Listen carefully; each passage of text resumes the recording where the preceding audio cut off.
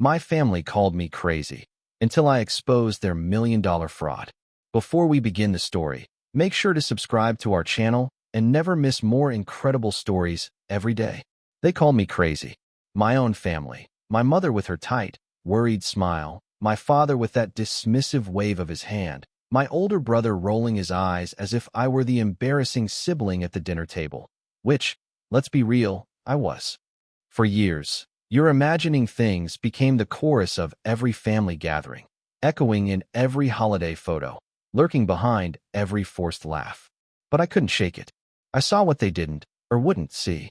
The missing checks, the sudden business trips no one could explain, the mysterious account I stumbled across while helping Dad with taxes. I was never meant to be the whistleblower. I wanted to belong, to prove myself worthy after years of being the odd one out. But the more I tried to let it go, the more the truth gnawed at me.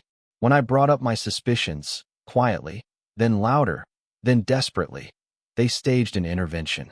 For me, I remember my uncle's booming voice. "Stop these delusions. You're tearing us apart." That was the night I decided. Either I'd prove I was right, or I'd finally let their version of reality erase me. It started with a single bank statement I shouldn't have seen, left open on Mom's laptop one sleepless night. Transfers, huge ones, moving through shell companies with names that meant nothing. I scribbled everything in a notebook, my heart thudding so loudly I was sure they'd hear. They started hiding things. Whispering in the kitchen. Doors closed just a little too quickly. They tried to gaslight me into silence, but every "you're losing it" only made me dig deeper. I spent nights alone in my tiny apartment, papers scattered everywhere, convinced I was either on the edge of something huge or actually going insane. Then, just when I was about to give up, I found the smoking gun, a wire transfer labeled with my father's signature, sending $500,000 to a numbered account in Switzerland. My hands shook as I took a photo, my entire world narrowing to that glowing screen. I thought about calling the police right then. But before I could decide, my phone buzzed. A blocked number, a whispered threat: "Stop digging, or you'll regret it." I wasn't crazy. I was in danger, and I was just getting started. I didn't sleep that night. Every sound from the hallway made me flinch. Was it paranoia, or was someone actually out there? The memory of that whisper, distorted and cold, "Stop digging, or you'll regret it," kept playing on repeat in my head, like some twisted lullaby. I checked the locks 3 times before sitting on the floor, back against the door, clutching my phone and that photo of the wire transfer like a lifeline. Morning came, pale and grim. I called in sick to work, first time in years, because I knew I wouldn't be able to string 2 coherent thoughts together, let alone answer emails about quarterly reports. Instead, I started searching for the safest way to report what I'd found. Police? Anonymously? Maybe a journalist? My mind spun in circles. But nothing about my family had ever been simple. I remembered Dad's warning. Family comes first. Loyalty above all. How many times had I heard that growing up? Usually just before someone got thrown under the bus. But now loyalty meant something different. It meant risking everything for the truth, even if that truth set fire to everything we'd built. I couldn't go home, but I had to see them. So I drove to my parents' house under the guise of needing to talk. The tension was thick even before I walked through the door. Mom greeted me with that brittle smile. Dad barely looked up from his coffee. My brother, Ben, hovered in the background, arms folded. "So," I said, voice shaking, "anything you guys want to tell me?" They exchanged glances. Mom's lips tightened. Dad's eyes narrowed. Ben scoffed. "Here we go again. More conspiracy theories?" I tried to play it cool. "You ever wonder why I'm so persistent?" I leaned forward, sliding my phone across the table with the photo open. "What's this, then?" For a split second, pure panic flashed in Dad's eyes before he covered it with anger. "That's nothing. Business. You wouldn't understand." I pressed on. "A Swiss account? A shell company in Dad's name? Who are you protecting?" Dad's voice turned icy. "If you cared about this family, you'd drop it. You have no idea who you're messing with." Suddenly, Mom started to cry. Real, ugly tears. "Please, just let this go. We can fix it." I stood up, heart pounding. "I'm done being crazy. If you don't tell me the truth, I will find someone who will." As I left, Ben caught my arm. His voice was low, urgent. "Whatever you think you know, you don't. And if you keep pushing, you'll get us all killed." That's when I realized The fraud was bigger than just my family. And now, someone was watching my every move. Ben's warning haunted me the whole drive home. You'll get us all killed. Who was us? What did he know that I didn't? Suddenly, the million-dollar fraud seemed like just the tip of something rotten. Every paranoid thought I'd ever had now felt like a survival instinct, not a failing. I started cross-referencing every document I'd gathered: company names, transfer dates, names on property deeds, and wire instructions. Patterns emerged. The same addresses for different shell companies. Transfers ping-ponging between accounts from New York to Zurich, with stops in the Cayman Islands and Cyprus. My hands shook as I mapped it all out: sticky notes and string connecting names, places, and sums. A puzzle built from other people's secrets. I reached out to a friend from college, someone I hadn't seen in years. Alex, now an investigative reporter for a mid-sized paper. Our call was tense. I don't want my name anywhere near this yet, I told them, voice low. But I have something big. Maybe criminal. Maybe dangerous. Alex listened, skeptical at first, but curiosity took over. Send me what you have. Let me poke around. But, listen, don't trust anyone. Not even me. And get a burner phone. Now. That night, I bought a cheap phone and started using encrypted apps for every conversation, every upload. I wiped my computer, paranoid that spyware could be tracking my every click. The more I uncovered, the less I slept. My apartment felt smaller by the hour, windows too easy to see through, locks suddenly inadequate. 3 days later, Alex called back. You're right to be scared. These shell companies are in leaked Panama Papers docs. Some of the names connected to your dad's accounts are, let's just say, very powerful people. Politicians. International. My heart hammered so hard it hurt. What do I do? Alex's voice was tense. Gather everything. Make copies. Hide them, in case you disappear. And if anyone tries to threaten you again, record it. The story is bigger than your family. It's a nest of snakes. I started making contingency plans. Backups on USB drives, documents mailed to a friend in another city, passwords changed every hour. I called my landlord about the busted hallway light, wondering if someone had already tampered with it. My neighbors seemed more interested in me than usual. Then, one night, someone pounded on my door at 2 a.m. I froze. Silence. Another bang. I grabbed my phone, heart in my throat, and peeked through the peephole. On the other side, my brother, Ben, eyes wide, jacket half on, breathless. They know you're close, and they're coming for you. Let me in, or we're both dead. I hesitated, keys shaking in my hand. For a split second, I imagined not opening the door, locking Ben out along with all the trouble he dragged in. But one look at his face, pale and wild, and I knew I couldn't. I unlocked the door and yanked him inside, bolting it behind us. Ben doubled over, hands on his knees, gulping for air. You have to hide, he gasped. Not just you, your evidence. I was followed. Dad's people, maybe more. The room felt smaller than ever. My mind raced. I shoved a duffel bag at him. Start packing anything important. Clothes, IDs, the backup drives. Hurry. Ben worked in tense silence, eyes darting to the windows every few seconds. I saw now how scared he really was. No longer the golden child, but a desperate brother with nothing left to lose. Why are you helping me? I demanded as I loaded my bag. His answer was raw. Because you're right. And I'm tired of living in their shadows.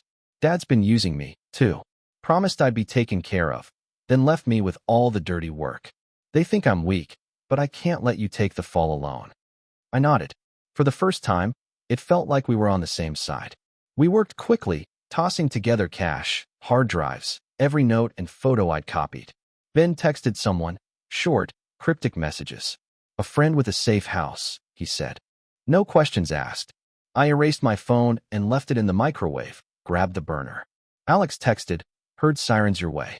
Go now. We slipped down the back stairs, hearts thudding. In the alley, a black SUV crawled by, tinted windows reflecting nothing. We ducked into shadows, waiting until it turned the corner. Ben led us 2 blocks to a battered pickup, windows foggy from the cold. Inside sat a woman in her 40s, steely-eyed and silent. Get in. No names, she said. The drive was a blur of city lights and adrenaline. Finally, we reached a rundown house on the edge of town. She handed us a key.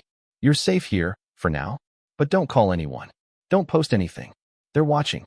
Alone in that silent, unfamiliar space, Ben and I sat on the floor, backs against the wall, the duffel bags between us.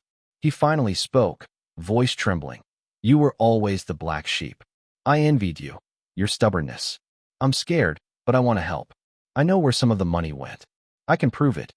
I looked at him, not just my brother, but my only ally in a world gone rotten. For the first time, I felt hope. Maybe, together, we'd stand a chance. But as dawn broke, a text flashed on my burner. "I know where you are. You can't hide forever." Ben paled when he saw the text, and I felt the hairs rise on the back of my neck. Whoever was behind this had eyes everywhere, or at least wanted us to think so. We didn't sleep. We barely spoke. Instead, we barricaded ourselves in the tiny back room, our bags clutched like lifelines. Outside, the world seemed normal. Birds sang, cars passed, neighbors walked dogs. Inside, everything felt dangerous. "Who else knows?" I asked finally, voice barely above a whisper. Ben shook his head. "No one I trust. Dad's got friends in every bank, every firm, even the police. He's untouchable, or he thinks he is." He glanced at the window, his face haunted. "But there's someone. An old friend of Mom's, Aunt Rita. She always hated the way Dad did business. If anyone would help, it's her." We decided to risk it. Ben texted Rita from a new number, keeping it vague. "Need to talk. Family emergency. Please don't tell anyone." While we waited, I sent Alex encrypted files, scans of statements, screenshots, notes. "If anything happens to us, take it public," I wrote. The silence stretched until noon, when the doorbell rang, 3 slow chimes. Ben peeked through the blinds. "It's her." We let her in. Rita was older, sharper than I remembered, with ice blue eyes and a voice like sandpaper. She listened as we poured out everything. The fraud, the threats, the fear. Her face was grim. "I knew your father was crooked, but not like this. You did the right thing coming to me. I have contacts, good ones. An honest lawyer, a friend in the media. But you have to decide, are you willing to take them down? The whole family may turn on you. You could lose everything." Ben and I exchanged glances. The room was quiet, heavy with truth. "If we don't do it, no one will," I said, heart pounding. "They made us outcasts already. I'd rather be hated for the truth than loved for a lie."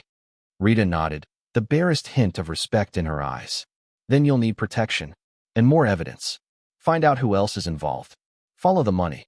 I'll arrange a meeting with the lawyer. But once this starts, there's no turning back."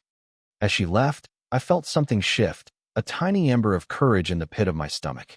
For the first time, it wasn't just about surviving. It was about fighting back. But later that night, as I sorted through documents, my phone vibrated with a new message, this time a photo. My apartment, the front door splattered with red paint. A single word, painted beneath it, "Traitor." They weren't just warning me anymore. They were daring me to keep going. Seeing that photo, my own door, violated, branded, sent ice through my veins. Red paint, dripping and crude. The word "traitor" screaming from the wood. Whoever sent it wanted me scared, humiliated, marked for everyone to see. The safe house felt suddenly less safe. Ben locked the door and double-checked the windows, while I deleted the message but saved a screenshot for Alex. I wondered how long before that word would haunt my real life, not just my phone. Rita called at dawn. "I heard about your door. I'm sending someone to keep watch, but you two need to move fast. My lawyer friend will meet you this afternoon, off the books. Bring everything." Her tone made it clear. We'd crossed the point of no return. Ben and I sorted files in silence. Every document, every scrap of proof felt heavier than before. "Who do you think did it?" he asked. "Dad's people, or someone higher up?" I shrugged, afraid of both answers. Whoever it is, they want us scared enough to run, or give up. We arrived at a nondescript office building just after lunch. Rita's friend, a wiry, calm man named Mr. Sheridan, greeted us in a back conference room, blinds drawn tight. "Let's make this quick," he said, scanning the files. "You have more than enough for an investigation. But this is big: money laundering, fraud, possibly RICO violations. If you want immunity, you need to go to the authorities yourself, before anyone else makes you the scapegoat." Ben's voice shook. "What happens to Mom? To us?" Sheridan looked at us hard. "If you're honest, if you hand over everything, I'll fight for you. But prepare for blowback, from your family and their partners." As Sheridan spoke, Rita watched, arms folded, her expression softening just enough to show worry. "You're brave," she whispered to me when Sheridan left the room. "Or stubborn. Maybe both."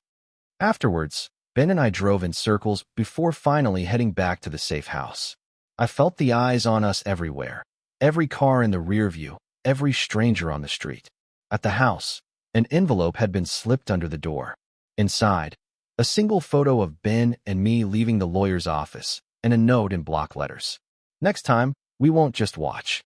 Ben's hands shook as he read it. "We're running out of time." But I wasn't running. I was done hiding. "We go public. Tomorrow." I looked at my brother, terrified, but with a flicker of resolve. Let them come. The truth is bigger than any threat. Ben nodded, and as the night crept in, so did a dangerous kind of hope. The belief that exposing the truth was worth any risk, even if it cost us everything. That night, sleep was a fantasy. Ben paced, clutching the photo of us outside Sheridan's office. I double-checked every window, every lock, half expecting to see a silhouette in the streetlights. The world felt wired with tension, like even the darkness could eavesdrop. By morning, exhaustion had given way to clarity. "If we wait, they'll crush us quietly," I said. "But if we go public, if we bring everything to light, they'll have to fight in the open." Ben's eyes flickered between fear and reluctant courage. "What if no one believes us? What if we're just destroyed? We're already losing everything." I replied, voice steadier than I felt. "This is the only way to win anything back." Rita and Sheridan arrived before noon. "The reporter's ready," Sheridan announced. "She's good, smart, relentless, and not afraid of powerful families. But you need to go on record. Use your names. Make it real." Ben went pale, but nodded. "Okay, I'll do it. We both will." The meeting was set in a coffee shop across town, deliberately public. Alex, my old friend, was already there, notebook in hand, phone recording. She looked at us with a mix of pride and worry. "You sure?" she asked softly. "There's no taking this back." I nodded. "Start at the beginning." We laid it out, how I'd found the first discrepancies, the gaslighting, the threats, the money trail through shell companies and numbered accounts.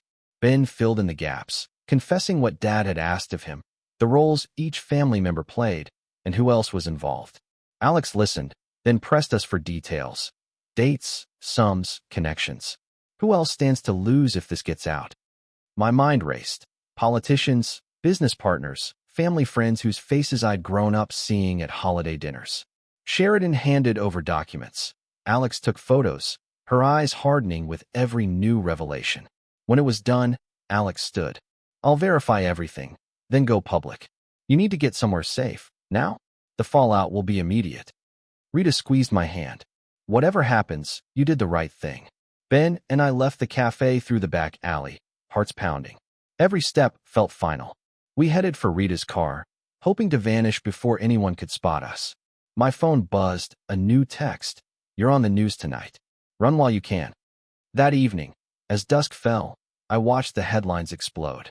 Local family accused in multi-million-dollar fraud. Insider whistleblowers break silence. Ben's face drained of color. The phone rang again. It was Dad. He was coming for us. The caller ID was just Dad, but the chill in my spine could have been ice water. I answered, hands shaking, Ben close beside me. My father's voice was calm, almost gentle, but each word was a blade. "You don't understand what you've done. You're ruining your family. Turn yourself in. Recant, or there will be consequences for all of us."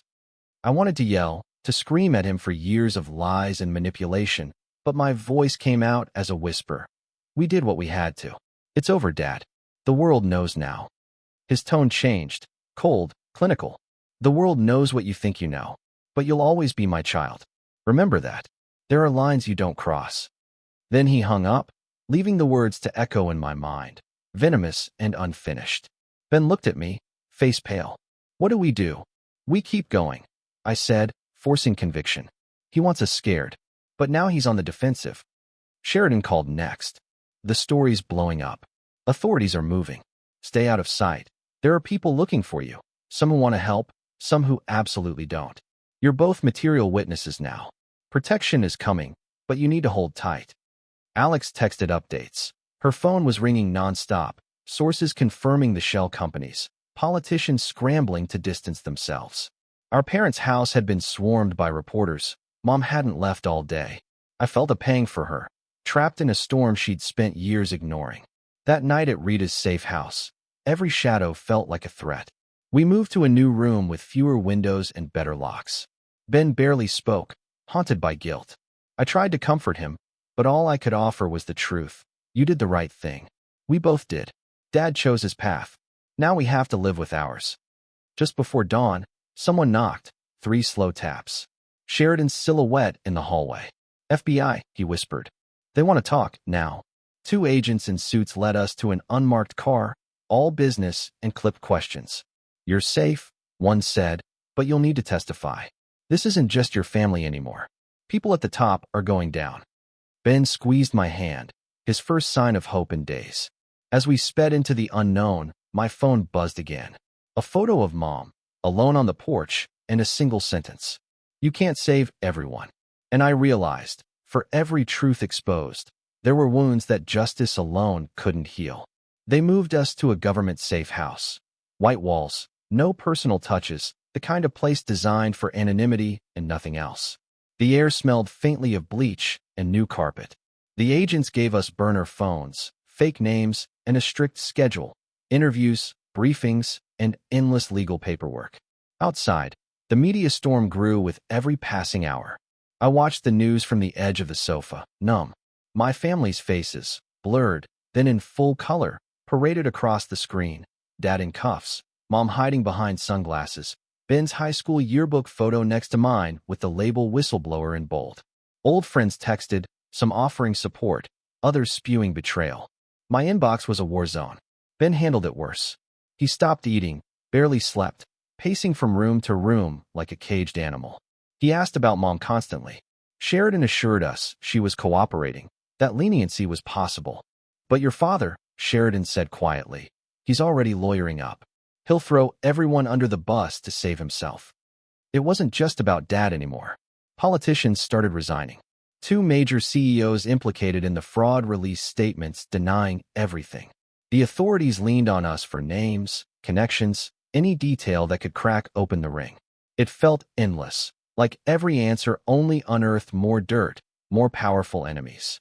Sometimes, late at night, Rita called to check in. You're brave, she'd say. Don't let them convince you otherwise. Not everyone gets a shot at changing the world. It sounded nice, but didn't ease the guilt when I pictured Mom, broken by the very truth I'd fought to reveal. Days blurred together. Ben and I began to testify, first to the FBI, then grand juries. Sheridan was there every step, coaching, protecting, reminding us to stick to facts. Your credibility is everything now, he told us. They'll try to smear you, make you look unstable, vindictive, greedy. One night, a package arrived, no return address. Inside was a childhood photo of Ben and me, arms around each other, laughing in the sunlight. The back read, "Blood is forever. Betrayal is a stain that never fades." Ben stared at it for a long time. Do you think we'll ever be normal again? I didn't have the heart to lie. Maybe not, but at least we're free of their lies. And as dawn broke, with headlines still screaming, I realized the price of truth was everything I'd ever known. But I wasn't sorry.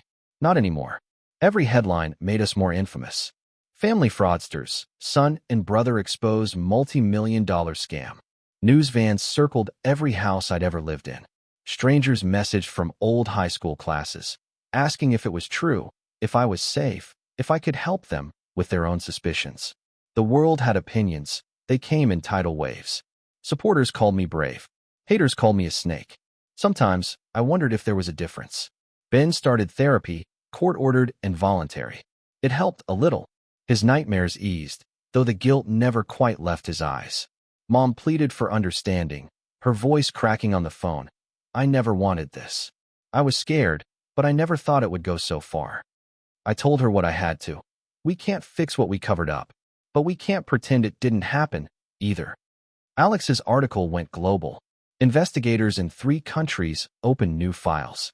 We were deposed over Zoom and in courtrooms. Sheridan stayed close, always calm, always with a plan. You're going to get your life back, eventually, he promised. but it won't be the life you had. The real reckoning came the day I testified on live television. I told the world what I saw, what I knew. I cried, I faltered, I told the truth. Watching Dad's lawyers squirm, hearing Ben choke up, I finally felt some measure of justice. But I also saw in Dad's glare the old, ruthless love, a wounded animal that would never forgive me. After court, Rita found us outside, clutching coffees. "You did it," she said, fierce with pride and sorrow. "But now, you have to build something new." For the first time, Ben and I talked about what came next. Work, maybe school, maybe moving to another city where our names were just names. He asked if I regretted it. "Every day," I said, and not at all. It was the only way out. The world would forget, eventually. The media would move on. Our family, whatever remained of it, would never be the same. We would always be the ones who broke the silence. Public enemies to some, heroes to others, just people trying to live with what we'd done. As I left the courthouse, free in a way I'd never been, I felt hope. Not for forgiveness, maybe, but for a life built on truth. Even if it cost everything else. A month after the trial, the dust barely settled. Ben and I found ourselves living under new names in a small coastal town. Neutral, bland, anonymous. The witness protection coordinator checked in every week, reminding us to keep routines unpredictable, never post online, never contact old friends. The freedom tasted like exile, but at least we were safe. Ben adjusted faster. He took a job at a mechanic's shop, hands always busy, voice softer than before. I wandered, restless, haunted by ghosts I couldn't name. Some nights I woke up convinced I heard Dad's footsteps, or saw a shadow at the window. But it was always just the wind, just the branches scraping the glass. One morning, a letter arrived.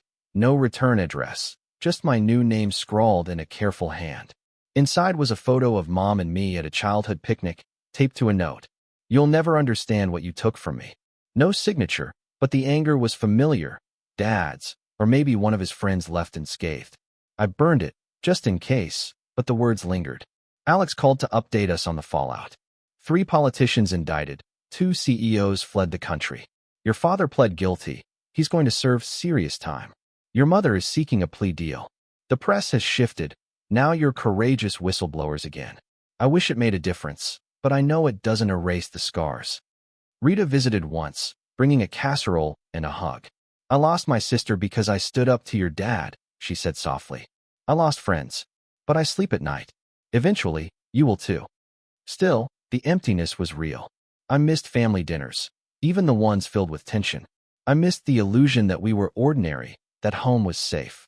I grieved not only the parents I lost, but the siblings, aunts, cousins who would never forgive me. Sometimes I wondered if justice was worth this loneliness. But then Ben would laugh, or I'd get a message from someone we helped. Anonymous, grateful. The hope would flicker, fragile but alive. Maybe new connections, new loyalty, could grow from the ashes. Maybe I could find a way to forgive myself. As summer warmed our little town, I stood on the shoreline and watched the tide erase every footprint, every mark left behind. For the first time in years, I let myself believe in second chances. Even for people like us. Some days, I almost believed we'd outrun it. Ben laughed again, working late and coming home with grease on his hands and stories about cranky customers.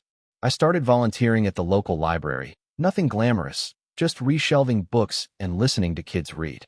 For brief stretches, I slipped into the rhythm of normalcy. But the past lingered like smoke. Once, at the market, I caught a stranger staring a little too long. Another time, someone called our landline in the middle of the night, breathing and hanging up.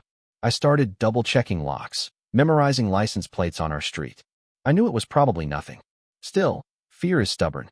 It doesn't need proof to take root. Ben tried to help. "You gotta let it go, or it'll eat you alive," he said, handing me a mug of coffee one bleary morning. We did what we had to. We're not villains. Not anymore. I wanted to believe him. I told myself the world was moving on. Alex's stories faded from the news cycle, replaced by fresh scandals.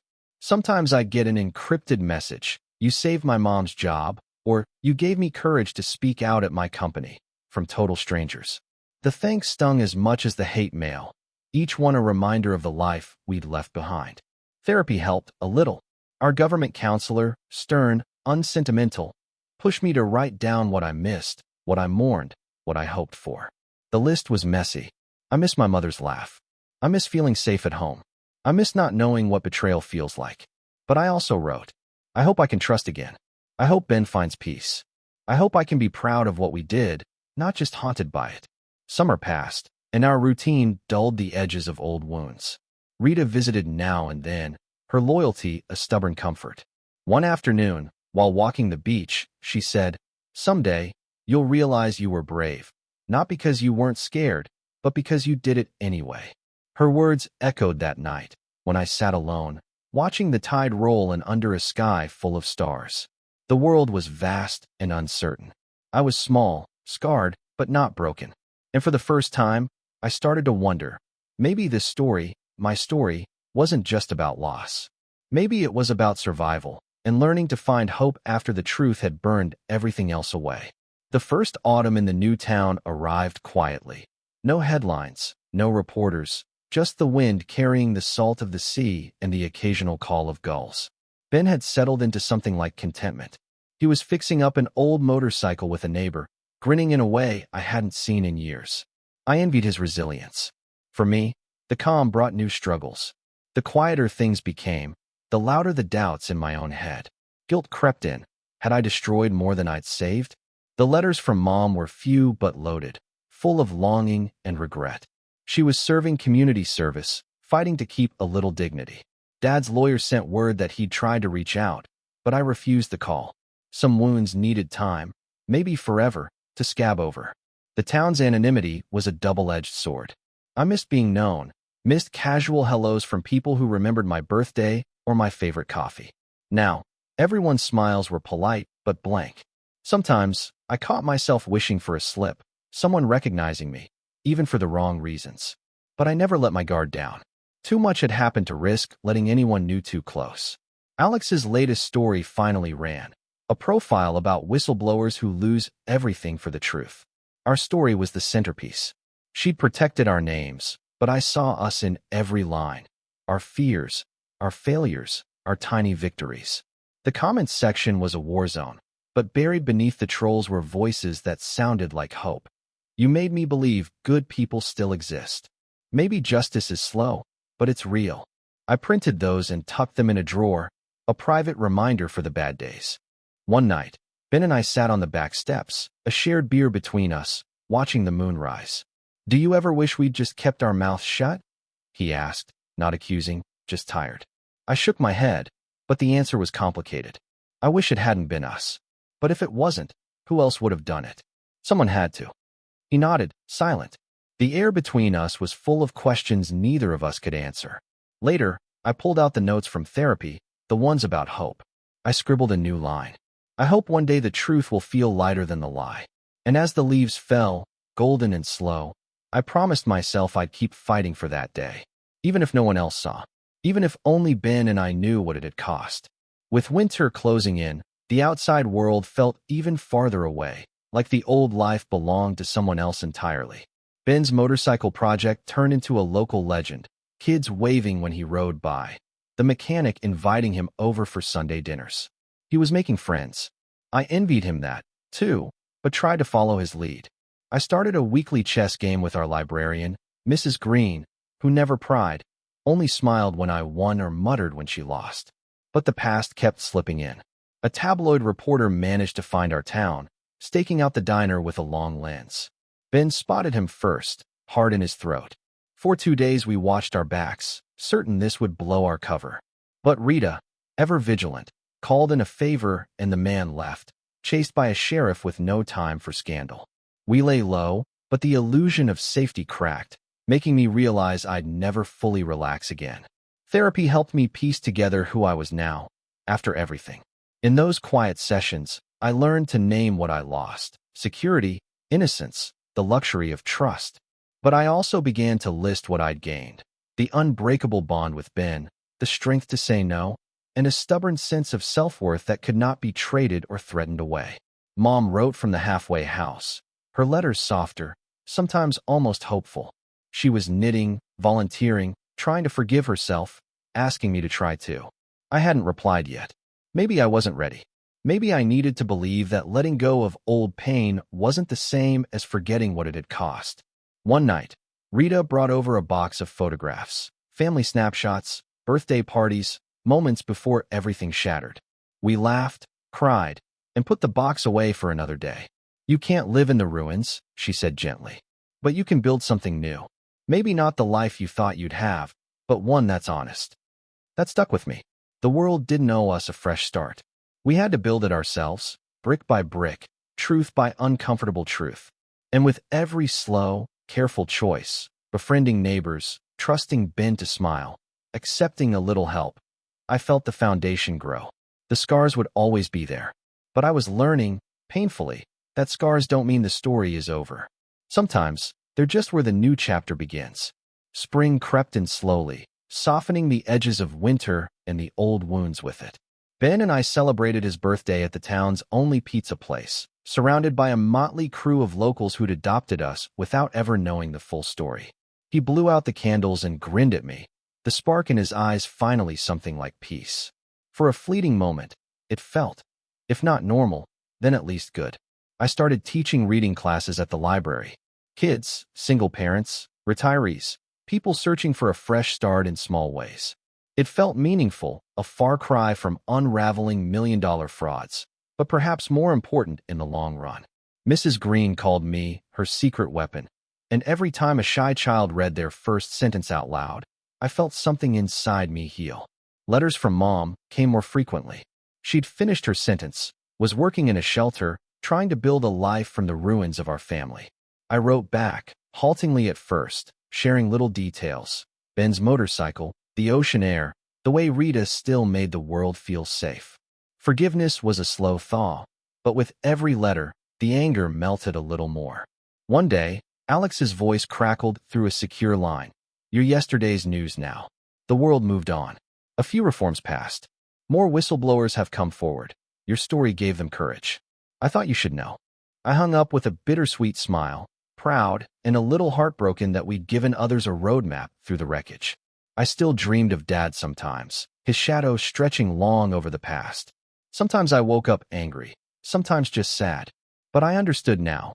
His choices were his own. Ben and I had written a different ending. The last letter I wrote to myself read, "I hope one day I can look back and say it was all worth it." That day was closer now.